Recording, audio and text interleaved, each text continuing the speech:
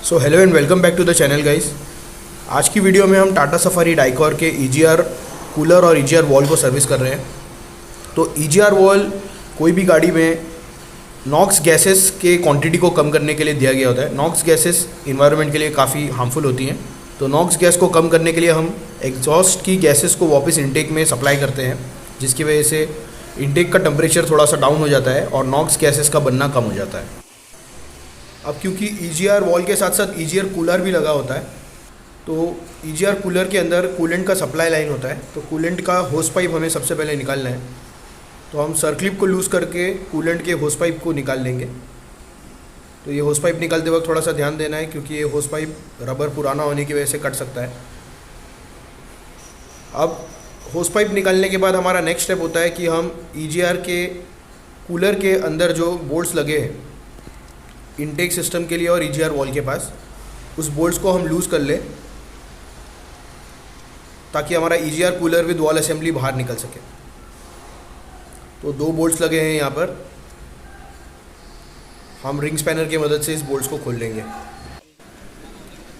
Stuck हो जाता है तो हमारी गाड़ी में रफ आइडल हो सकता है, चेक इंजन लैंप ऑन हो जाती है, हमारी गाड़ी का पिकअप बहुत कम हो जाता है और ब्लैक स्मोक भी प्रोड्यूस करने लगती है गाड़ी। अब मोस्टली EGR वॉल और कूलर चोक होने का प्रॉब्लम 50 to 60,000 किलोमीटर के बाद ही आता है, जब ही जाकर इतना ज़्यादा कार्बन इसमें एक्यूमुलेट हो जाता है कि हमारी गाड़ी के अंदर EGR का फ्लो रिस्ट्रिक्ट होने लगता है या कार्बन की वजह से EGR वॉल स्टक हो जाता है। अब हम EGR वॉल के पास से EGR वॉल के पास तो होता ही है, लेकिन कूलर के अंदर हमारे बहुत ही छोटे छोटे होल होते हैं जिसके अंदर से हमारी एग्जॉस्ट गैस पास होती है। अब वो होल्स के अंदर अगर कार्बन डिपॉजिट हो जाता है तो वो फ्लो रिस्ट्रिक्ट हो जाता है, तो हम वो खोल लेंगे और फिर उसके बाद हम हमारे कूलर का माउंटिंग ब्रैकेट खोल लेंगे जो कि 4 बोल्ट से सिक्योर्ड है। अब इसमें Allen की का इस्तेमाल करना होगा और 2 12 mm के बोल्ट्स भी लगे हुए हैं। तो हम EGR कूलर को असेंबली से निकाल लेंगे और फिर इसका कंडीशन चेक करते हैं कि इसमें कितना कार्बन डिपॉजिट हुआ है, क्योंकि इस गाड़ी के अंदर लो पिकअप का प्रॉब्लम था और रफ आइडल था और बार बार P0400 का ट्रबल कोड आ जाता था। तो हमने EGR का वॉल, वैक्यूम लाइन और EVRV चेक कर लिया था, सारा कुछ ओके था।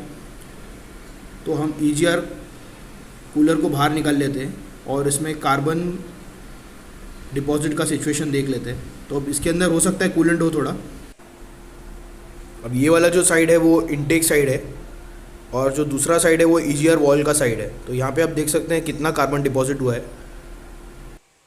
तो EGR कूलर के अंदर यहाँ पर बहुत छोटे छोटे होल दिए हुए हैं जिसमें से एग्जॉस्ट गैस पास होती है और पाइप्स के अंदर से कूलेंट पास होता है, जिस वजह से एग्जॉस्ट गैस का टेम्परेचर कम हो जाता है।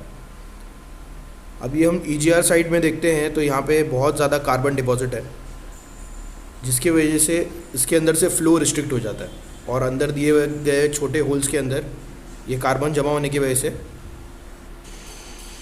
एग्जॉस्ट गैसेस का फ्लो बराबर नहीं हो सकता। तो हम ये इंटेक साइड से दिख रहे हैं, यहाँ पे तो कार्बन डिपॉजिट कम दिख रहा है, लेकिन आप कुछ कुछ देख सकते हैं जहाँ पे होल्स ब्लॉक हो गए हैं। लेकिन इंटेक साइड में सिचुएशन बहुत अलग है, वहाँ पे पूरा चोक हो चुका है, इसीलिए फ्लो के अंदर प्रॉब्लम आ रही है। तो इसको क्लीन करने के लिए हम कार्बोरेटर स्प्रे यूज़ कर सकते हैं, ब्रेक क्लीनर यूज़ कर सकते हैं, या फिर हम पेट्रोल या डीजल की मदद से इसे भी क्लीन कर सकते हैं। अब पेट्रोल या डीजल डाल के हम इसे कुछ देर तक छोड़ सकते हैं, जिस वजह से कार्बन ब्रेकडाउन होगा और वो पाइप में से क्लियर हो जाएगा।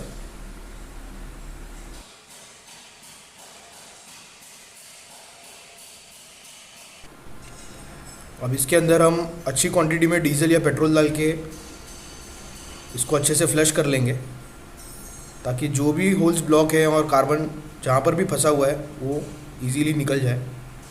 अब डीजल डालने के बाद मैंने इसको लेफ़्ट राइट मूव करके इसके अंदर डीजल को फ्लो कराया, जिस वजह से इसका ब्लॉकेज क्लियर हो जाए। अब आप देख सकते हैं यहाँ पे कार्बन कितना लूज़ हो गया है और कितना सारा कार्बन यहाँ पर बाहर निकल रहा है। अब इसी तरह इसको फ्लश करेंगे 2 से 3 बार और फ्लश करने के बाद इसको फिर से असेंबल कर देंगे सेम प्रोसेस को फॉलो करके। तो आपके गाड़ी में भी अगर लो पिकअप रफ आइडल और EGR रिलेटेड ट्रबल कोड्स आ रहे हैं, तो आप ये प्रोसेस फॉलो करके आप अपनी गाड़ी के पिकअप को रिस्टोर कर सकते हैं। So thank you guys for watching the video. Please like, share and subscribe the channel.